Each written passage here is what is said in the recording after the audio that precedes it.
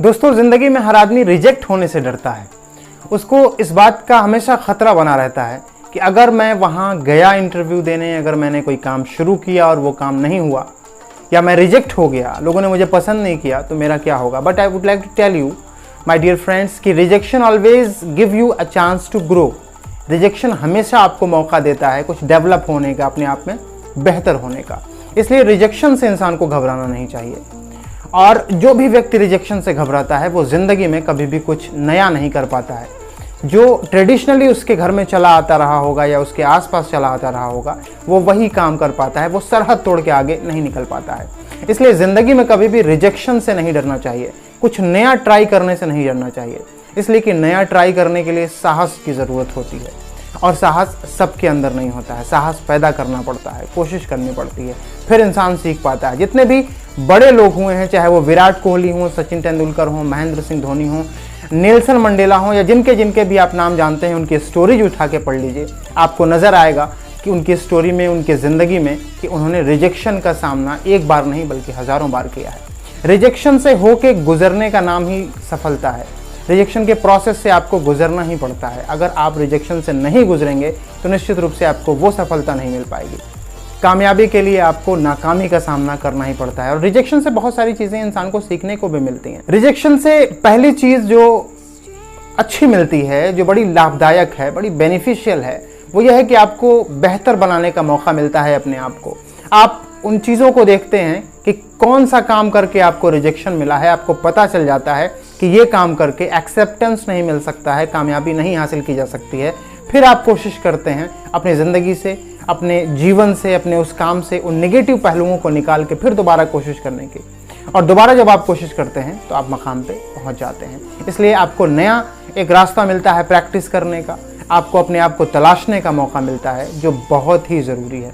और रिजेक्शन इस मामले में और भी महत्वपूर्ण हो जाता है कि आपको खुद पे मंथन करने का, खुद पे विचार करने का मौका मिलता है। रिजेक्शन का दूसरा फायदा यह है कि आपका सेल्फ कॉन्फिडेंस डेवलप होता है। उदाहरण के तौर पे अगर आप पब्लिक स्पीकिंग कर रहे हैं, लोगों के सामने एक बार आप जाके खड़े हुए, आपने कुछ बोलना शुरू किया माइक में, और आपके बोलते ही लोग वहाँ के मुस्कुराने लगे, कोई हंसने लगा, आपकी ज़बान से कोई गलती हो गई, कोई गलत बात निकल गई, लोग हंसने लगे। फिर आपको जाहिर सी बात है अच्छा नहीं लगता है, किसी को भी अच्छा नहीं लगेगा। लेकिन अगर आप वहाँ उस काम को छोड़ देते हैं कि नहीं यार हमसे नहीं हो पा रहा है, मुझे नहीं करना ये, तो फिर आप ज़िंदगी में कभी पब्लिक स्पीकर नहीं बन पाएंगे। आपको ये अपॉर्चुनिटी है कि आप दोबारा फिर कोशिश करें और फिर उन्हीं लोगों के सामने जाएं, फिर बोलें। लोग अगर हंसते हैं तो हंसने दीजिए, लोगों की कोई भी चिंता नहीं है। आपको एक मौका दे रहा है ये रिजेक्शन कि आप अपने आप को और भी बेहतर कैसे बनाएं। एक दिन में कोई ना समाज में एक्सेप्ट किया जाता है, ना किसी को दुनिया में सफलता मिलती है। ओवरनाइट नहीं होता है, आपको वक्त लगाना पड़ता है, अपने आप को बेहतर बनाना पड़ता है। रिजेक्शन का तीसरा फायदा यह है कि आप संवेदनशील व्यक्ति हो जाते हैं। आपके अंदर संवेदनशीलता डेवलप हो जाती है। जब कोई व्यक्ति आपके कामयाबी पे पहुंचने के बाद ऐसा मिलता है कि जो इनिशियल स्टेज में है और उसको बहुत सारी चीज़ें नहीं आती हैं, तो फिर आप उससे घृणा नहीं करते हैं, आप उससे नफरत नहीं करते हैं, बल्कि आप अपना वक्त याद करते हैं कि हमारा भी कभी यही हाल था, हम भी कभी ऐसे ही हुआ करते थे। आप उसके प्रति संवेदनशील हो जाते हैं, उससे आप मोहब्बत से काम लेते हैं और मोहब्बत से पेश आते हैं, प्रेम से पेश आते हैं, और वो व्यक्ति आपका फ़ैन हो जाता है। ये रिजेक्शन का एक और सबसे बड़ा फ़ायदा है। रिजेक्शन का एक और फ़ायदा है कि जब आदमी रिजेक्ट होता है बार बार ज़िंदगी में, स्वीकारा नहीं जाता है उसको समाज में, तो वो हम्बल हो जाता है, धीरे धीरे विनम्र हो जाता है।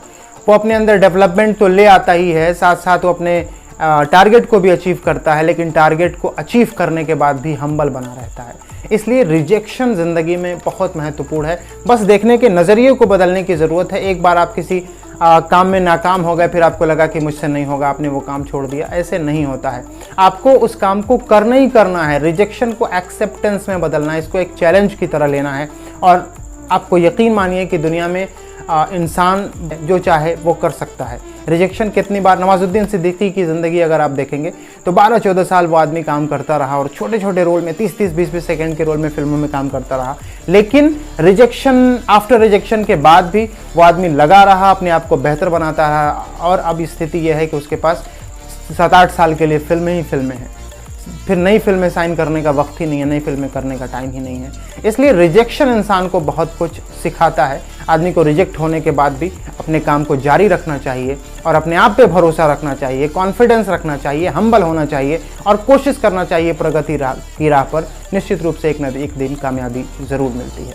कुंवर बेचैन साहब का एक और मुझे ख़ास शेर याद आता है कि होके मायूस न यूं शाम से ढलते रहिए, होके मायूस न यूं शाम से ढलते रहिए, जिंदगी भोर है सूरज सा निकलते रहिए, और एक ही पाँव पे ठहरोगे तो थक जाओगे, एक ही पाँव पे ठहरोगे तो थक जाओगे, धीरे धीरे ही सही राह पे चलते रहिए। इसलिए दोस्तों हमको ज़िंदगी में अपनी राह पे, चाहे हमने जो कोई भी राह चुनी है, उस पर धीरे धीरे कदम बढ़ाते रहना है, धीरे धीरे दोनों पाँव से चलना है और थकना बिल्कुल नहीं है। थकना तभी है जब तक हमको हमारी मंजिल नहीं मिल जाती है।